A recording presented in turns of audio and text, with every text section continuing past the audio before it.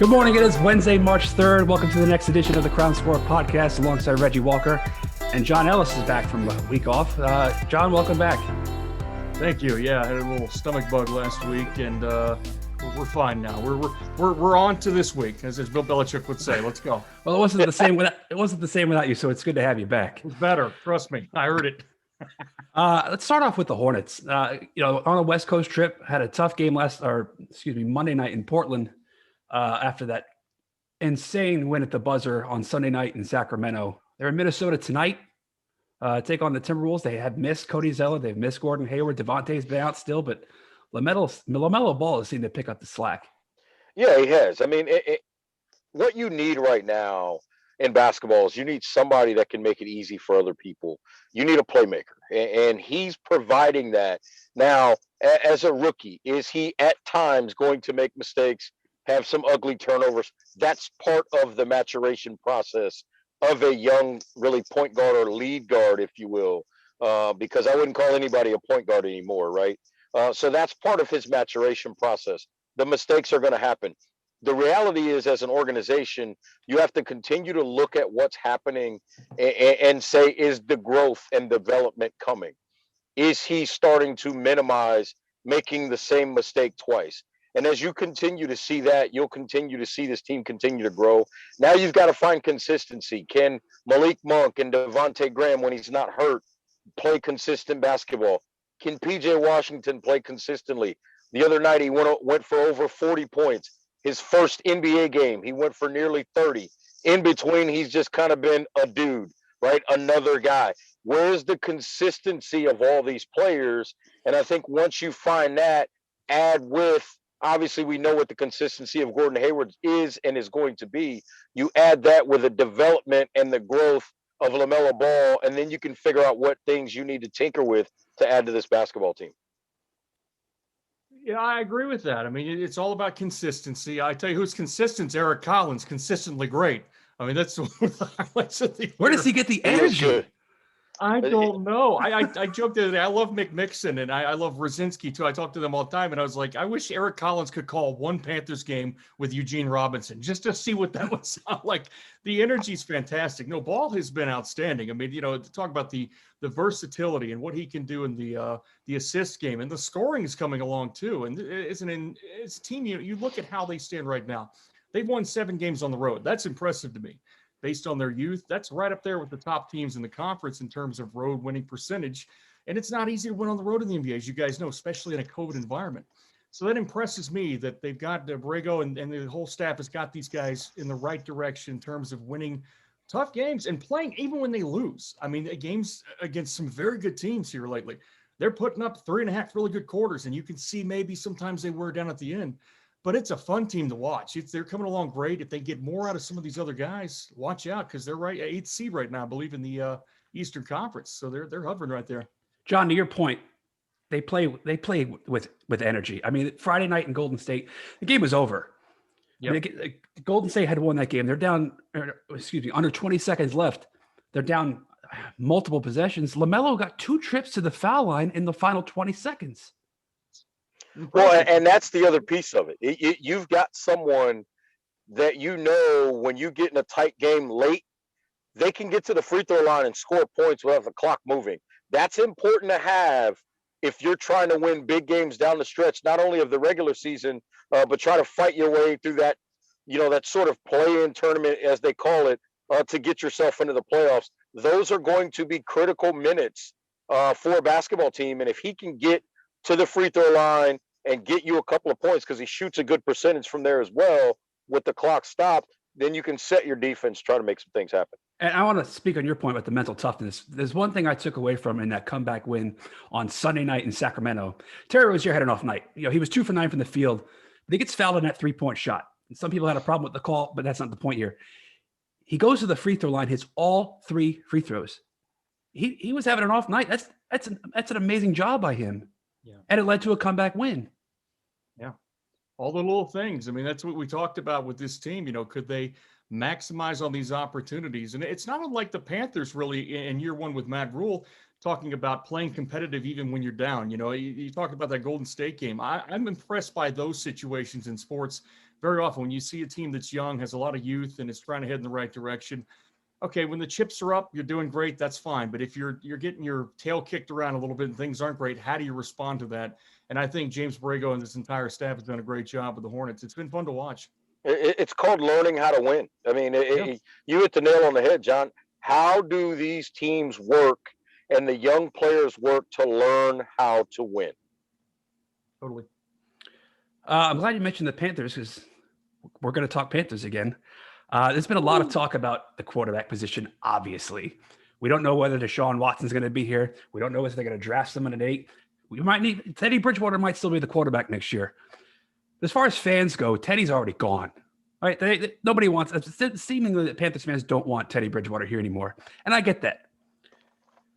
But how do you think he feels about this? If he's on the roster next year, he's hearing that he's been shopped for Matthew Stafford. He's obviously being shopped for Deshaun Watson. And the Niners, I believe the Niners have called Carolina about him. But if he is here next year, how do you think he feels about that?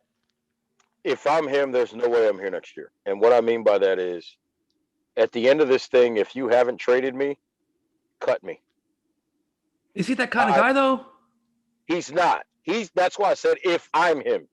Now, Teddy is going to toe the company line and say all the right things because that's the type of person Teddy is. And maybe hope that they trade him or hope that they release him. And at the end of the day, it goes back to what I said, last week, is that this organization, they messed up. I'm not going to say they were wrong in moving on from Cam, but the process wasn't correct.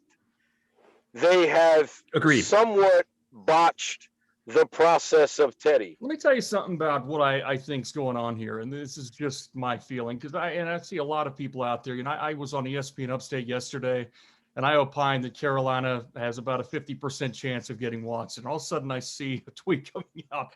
John Ellis predicts. I saw that. Watson to Carolina. You're big time, man. You're getting shout outs. Guys, I said 50% chance, and I still think it's around there. With Bridgewater, look, to that point, I think maybe that conversation was had when he was brought in. Look, we're going to give you a multi-year deal, which I thought at the time was a little bit suspect, but they did that. And, you look at the results. I think Matt Rule's been pretty clear that they want some more physicality from that position. They want Teddy to get, stronger in a way. He's mentioned that in the postseason presser. To Reggie's point, I would be in the same boat. I'm a competitor, and if they told me after shopping around for Stafford, shopping around reportedly with the Niners, there was in a Joe Person article from one of his sources, it looks like, yeah, I'd have a hard time reporting to camp. But Teddy, I think, is made of a certain, intestinal fortitude with what he's gone through. And his just character overall, he can withstand what he's dealing with now. I think he appreciates the opportunity to be a starter in this league. I mean, there's 33 guaranteed million reasons for him to be happy, and that's his contract. So I would say if they offer him another chance to come back and take another run at this thing, he'd show up, and I think he would do just fine with McCaffrey back in the lineup, assuming they don't, trade him away. But I don't still know about the Watson thing, man. There's so much competition out there for this guy. It's going to take a while to figure it all out. There's going to be a lot of teams. Let me throw this out there, and I'm not suggesting this will happen, but look, this was a 5-11 team last year without Christian McCaffrey, with a less than average offensive line, and I would argue, and a growing defense, a young growing defense, and an offensive coordinator who had yet to call plays in the National Football League before last year, and a brand new head coach and a brand new defensive coordinator, and no offseason, no offseason programs. I would argue you add all that up, and this team will win more games in 2021 as constructed, even just getting the injured guys back, right, than they did in 2020. Now, my question becomes, if they make some improvement, if they're, quote, stuck with Teddy, that's the phrase I'll use because that's the phrase most fans will want me to use. If they are stuck with Teddy and they make the playoffs, do you move on from him at that point? See, I think at that point you might be in a conundrum as an organization, because would you want to start over with a rookie quarterback potentially at that point? Well, I don't think Teddy's a long-term answer. I think they see him. I agree. I think they see him as a bridge quarterback.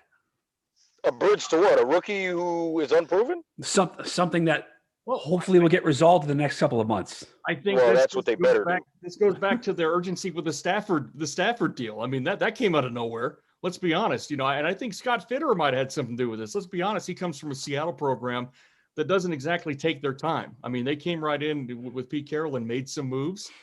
They've done that over and over in terms of his tenure in Seattle. They're not afraid to make trades and be aggressive. So I would think, this is just a hypothesis here, maybe Fitterer got a hold of Tepper and said, Dave, why are we waiting? Why are we waiting 3 or 4 years? Let's go get our franchise quarterback now. And the market conditions, as I've talked about, have changed dramatically since they signed Bridgewater. I mean, this time last year, Cam Newton was in a pandemic type of environment where he couldn't really take a physical with other teams. He was in the middle of a rehab. And a lot of people said it was a mistake. I thought it was at the time. In hindsight, maybe they saw something I didn't with the shoulder. Who knows? His career's not over. He's got a chance to prove himself. But as far as Bridgewater goes, if he makes the playoffs this year, if he's the Panthers quarterback, I kind of agree with Kevin. I don't think he's your long-term answer in terms of being that guy that can elevate you. I mean, let's face it, he was 0-8 last year in those games where they had a chance at the end. As bad as the defense was, he had a lot of weapons to work with. So that's my concern. Can he elevate you late in games? And to this point in his career, great guy, great story. I just don't think he's a top-level starter. I mean, I completely buy that. And Kevin, you're right on the long-term answer.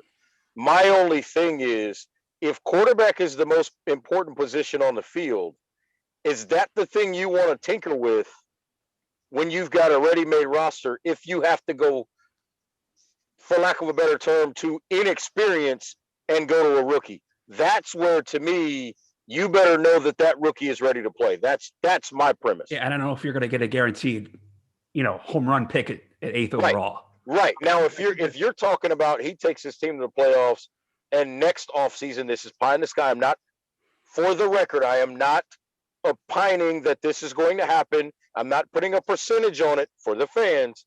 But if at this time next year, you can go after a Dak Prescott who's coming off another franchise tag, or you can remember Fitterer came from Seattle. Does he make a deal with his crew after next season to get a guy like Russell Wilson? I think if those types of answers are out there, then absolutely that's a move you make. But if the answer is go back in the draft, because let's just say maybe they don't draft the quarterback at 8 this year, who's in the draft that we know of that's coming out in 2022 that we think is an answer and a long-term fit that isn't going to be a step back first? Yeah, you don't know where you're going to pick. You don't know who's going to be good. You don't know who's going to be available. You don't know who's going to get hurt. I mean, there's so many things that are up in the air. And we all agree that quarterback is a position of need, correct? Yes. Yeah. To Reggie's point, the history of first rounders has been suspect. I mean, you look back at Cam Newton's rookie year, Blaine Gabbert, Jake Locker. I mean, this is some of the names that were drafted in the top 15. So you never know what you're going to get. We can talk about Justin Fields' tape. I love Trey Lance. There's a lot of guys I really believe in this draft. But at the end of the day, Reggie's right. I don't think there's any guy other than Trevor Lawrence who is pretty much a sure bet to be that guy. And even he's coming off an injury here. So we'll have to see how that looks. But yeah, I think Bridgewater, you talk about taking the team to the playoffs. I think any team that gets to the playoffs, it'll be more of a matter of the team taking Bridgewater to the playoffs. That's how I view it. It's much more of an Alex Smith type of quarterback. And when, not that they'll win in spite of him, but he's not going to elevate people too often. I just don't think. What I'm trying to figure out, and it's not the organization's job to tell me or us, right? But what is the plan? Right. And I think silence leads us to believe that the plan hasn't been figured out yet. Right. And what I mean by silence is not words, but moves. I don't know if that's necessarily the case. Maybe they do have a plan and they don't want to just tell us. I mean, just from a fan's perspective, as watching Brian Cashman operate with the Yankees for years, they make trades out of nowhere. It's like, well, they shouldn't tell us. Right. They shouldn't tell us. But there are certain moves that maybe could have been made. Here's my point. They let it be blatantly obvious that they were going after Stafford and that they're looking at Deshaun Watson, which I think they had to do that. But they haven't done anything else that indicates where they feel like some priorities are. They've created cap space, but everybody has to do that. Correct. Other than that, what have they kind of done besides maybe Trent Scott that tells us where they're trying to go this offseason. We all know quarterback's a position of need, but what else do they need? I mean, they clearly need offensive line help. I think they might need another linebacker. You have Shaq on the outside. Jermaine Carter looks like he can play in the middle, but you still have someone on the outside that you need. I think secondary is a position of need. Trey Boston was just let go. I thought he brought a lot of veteran presence that is needed, but you should put Jeremy Chin back there. But what else do they need? I think the first thing I think they need corner help. I really do. Because I think they've got some decent pass rushers. Remember, Christian Miller opted out this past year. So he can come off the edge. We talked about Gross Matos and Brian Burns ad nauseum last week. They just drafted Derek Brown. They've still got guys like Obata inside as well, Kerr, also guys that have played quality snaps for this organization. I think if you add to the cornerback position and get you somebody that can really pump fear in the quarterback's hearts in terms of attacking them consistently in a game. I'm not suggesting you're going to go find a guy falling off a tree that is the Patrick Peterson of 5 years ago. I'm not asking for that. But if you can go find a guy that quarterbacks have to at times think twice about attacking that side of the field, that's going to lead you to the extra quarter second or half a second that allows Brian Burns, Christian Miller, Gross Matos, Derek Brown, that crew up front to get home. So I think cornerback help is important right behind offensive line in this year's offseason for the Carolina Panthers. I agree with you. I mean, they're not going to get as lucky every year as finding Rasul Douglas at the end of the preseason who could step in and have an immediate impact.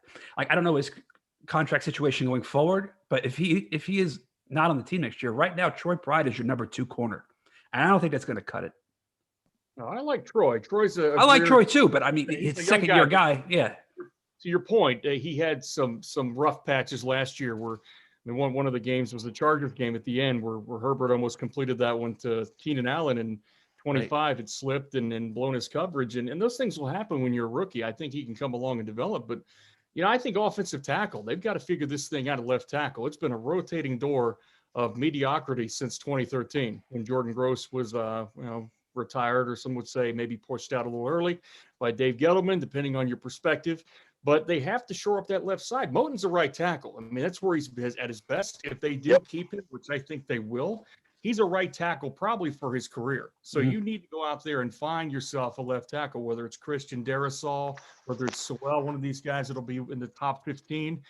I mean, I don't know if Sewell will drop to them at 8. I don't know if that's a position that they'll draft, if it's going to be of need or BPA. And who knows if they'll have that pick at number 8, given their interest in Watson and those top quarterbacks in the draft. But I think if they stand pat, I like what Reggie said, go for a corner. Patrick Surtain comes to mind. Caleb Farley's another great name. J.C. Horn, another one from USC. Some good, solid corners out there. You put him on opposite Dante Jackson with that front, as Reggie said, it becomes a pretty potent defense at that point. You can put some pieces together in the back end a little bit with safety. You can figure some things out in your sub packages with those linebackers. But, man, if you've got the front and the pressure and you've got 2 good corners, you're set. Well, and to that point, let me say this too, and I know some people may look at me like I'm crazy when I say this, but I'm not talking about big nickel, but I would move Dante Jackson inside. If I make that draft pick and go get somebody, Troy Pride's going to stay on the outside. Dante Jackson becomes my 3rd corner. I don't think at this point he is a quality starter in the National Football League. I do think he would be better than most people's 3rd corner in the National Football League. Partially because of his speed and obviously his talent, but also because he spent so much time playing as a number 1 or number 2 corner. So he's been forced to step up, and he hasn't been consistent in that. But I think if he becomes the 3rd corner in Jackson, you can go get somebody to play outside on the opposite side of whether it's Douglas or Pride. All of a sudden, you got 4 guys to play 3 spots that you should feel pretty good about. And so I agree with that premise. And getting back to the left tackle premise, it's this simple. Cam Newton's not here because you didn't fix left tackle. Teddy Bridgewater is not as good as he could have been. I'm not saying he would have been great because you didn't fix left tackle. Deshaun Watson may be hesitant to come here because you haven't fixed left tackle. At the end of the day, damn it, you better fix left tackle. No matter who's taking snaps, they got to get that thing worked out. I also think they could use a possession receiver, like a big go-get-it guy, because if you're going to lose Curtis Samuel, assuming they will, DJ's a great speed guy. Robbie Anderson's a great speed guy. I think your security blanket. You need someone you can just rely on to just, if you need 3rd and 6, just throw it up after 7 yards and I think that's that first down. I like that. I like that idea. Maybe that's something they can find mid-round, but I think they have a lot of faith in what DJ can do down the field, more so than I think the previous regime might have had. Of course, he's grown since then, so part of that's just development. And his route running has improved. He wasn't the best route runner coming out of Maryland. He's improved a lot there. Robbie's just a burner that showed me a lot of things, though, in terms of versatility over the middle. They used him in a variety of ways, and I was very impressed with that. But to your point, if they lose Curtis, and I think we all agree if they keep Moten, Curtis probably will head out the door. Well, who knows? Maybe they'll keep him. I think he's going to get a good contract wherever he goes. Can Carolina afford that? Is that part of their priority? Now, there's a guy like Willie Snead out there who's going to be a free agent who's part of that Joe Brady, Sean Payton system who would fit nicely in the slot. Well, yeah, I think that's an option, but I also think the tight end position could fix that problem as well. And that's the reality is you've got to either have a third receiver that can work that intermediate game over the middle of the field, or you've got to have a tight end that can do it. Somebody has to be able to do it. Ian Thomas just has not developed to that point. Now, my question on that is it on him or is it on the staff over time, both staffs, to have developed him? Because we didn't see him get the opportunities to make those plays. Now, they know better in practice than we do if that player can or can't make those plays in terms of Ian Thomas. So I think that is a solution. To your point, Kevin, is it a tight end or a slot receiver? But they certainly have to get that fixed. But I agree with John. They can find that in the middle rounds as well. And let me make one quick point. As much as we said it at the time, I think part of the downfall of a guy like Cam Newton was losing Funchess and Kelvin Benjamin.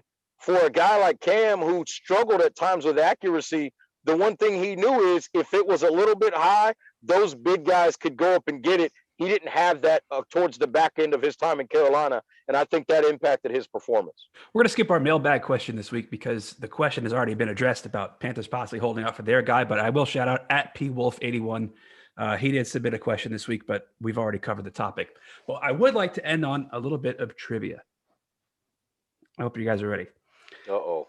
Now, it's going to involve Houston because obviously we're in the discussion with the possible trade talks for Deshaun Watson.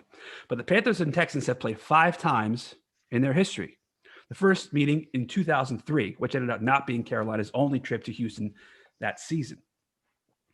The Panthers lost. They scored 1 touchdown that day. What was the touchdown that was scored and who scored it? It was Steve Smith from Jake Delhomme. That's it. Yep. That's pretty good. I mean, why am I not surprised? I mean, you've probably posted that clip about 3 times already today. I've never posted that clip. I can't find that one anywhere. The 2003 is a ghost town in terms of film. Anybody got any 2003 Panthers film? Good luck. I don't have any. Send it over. I want to see it. That's going to do it for our 3rd episode of Crown Score. We're going to have our first guest next week. I won't tell you who, but it is our first guest next week. I'm jacked up for that. I'm excited about that. All right, Kevin, always leaving us with a cliffhanger, huh? Yeah, man. I got to try to get our few viewers to come back, you know. I don't know how many we have, but we got to get whoever we do have, we got to keep them coming. They're out there. And shout out to K-Stu for the not so humble brag behind his head there every week, all 6 of them. It's a big. I got a big head, so I got 2, 3, 4, 5, maybe 6 of these. It's all because. Hey, it's all because. It's all because I had some great coworkers that win those things. There you go. I didn't deserve it. Yeah. It's all about the team, right? Yes, sir. All right, we'll see y'all next week.